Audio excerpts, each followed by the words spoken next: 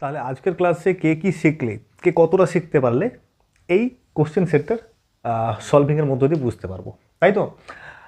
দেখো, পেরে গেছো আশা করি, তাই না? দেখো, the application along with the documents, the application along with the documents is submitted না আর সাবমিটেড?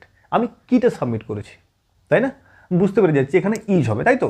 ইজ সাবমিটেড এক্ষুনি করে গেলাম যে সিঙ্গুলার সাবজেক্ট তার সঙ্গে যদি অ্যালং উইথ বা অ্যাজ ওয়েল অ্যাজ থাকে তো আমরা ভার্ব কী বসাবো? সিঙ্গুলার বসাবো। ইজ থাকলে ইজ, ওয়াজ, হ্যাজ, এগুলো সিঙ্গুলার ভার্ব, এগুলো বসাবো। পরিষ্কার? তাই তো, এটাই করলাম আমরা রুলে। আর একটু ভেঙে বলতে গেলে দেখো কি বুঝবো, the application along with the documents, অ্যাপ্লিকেশানটা ডকুমেন্টসের সঙ্গে জমা দিয়েছি। আমি কিটাকে জোর দিচ্ছি এখানে? অ্যাপ্লিকেশানটাকে জোর দিচ্ছি। বোঝা যাচ্ছে? একদম পরিষ্কার। পরেরটা কি? Silver, singular subject, as well as, singular verb, is. পরিষ্কার? Next, each of the boys, ছেলেদের প্রত্যেকে, ওয়াজ গিভেন আ প্রাইজ। পরিষ্কার? Was given a prize. তাই করেছো সবাই?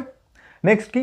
মেনি এ ম্যান, অনেক মানুষ, বহু লোক, মেনি মেন, ঠিক আছে? মেনি মেন, এমিএন, তো এমিএন ওটা করতে পারি, না হলে এভাবেও লেখা যায়, প্রশ্নে এভাবে লেখা থাকে।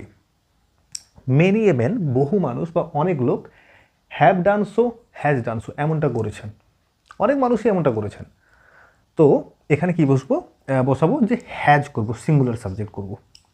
বুঝা যাচ্ছে? ওই ইচ অ্যান্ড এভরির মতোই হবে, মানে অনেককে বোঝালেও ওর মধ্যে প্রত্যেককেই বোঝাচ্ছে, মানে এক এক করে সবাই। তো ওই যে এক এক করে হচ্ছে সিঙ্গুলারলি, তো সিঙ্গুলার ভাব বসবে। এটাই করেছো সবাই আশা করি, তাই তো? তাহলে আজকের ক্লাসটা খুব একটা কঠিন নয়। দেখো তো, শুধু কি বলো তো, এই রুলগুলোকে না একটু মনে রাখতে হবে। মানে যত তুমি এই এক্সাম্পলগুলো প্র্যাকটিস করবে, যারাই প্রিপারেশান নিচ্ছ, তোমরা যত প্র্যাকটিস করবে দেখবে এই জিনিসগুলো মনে থেকে যাবে। এগুলো একটু জাস্ট মনে রাখবে পরীক্ষার সময়, মানে কনফিউজ হয়ে যেও না। ক্লিয়ার? তাহলে আজকে যে দুটো রুল নিয়ে আমরা এতক্ষণ আলোচনা করলাম, একদম পরিষ্কার হয়েছে? ঠিক, ভেরি গুড।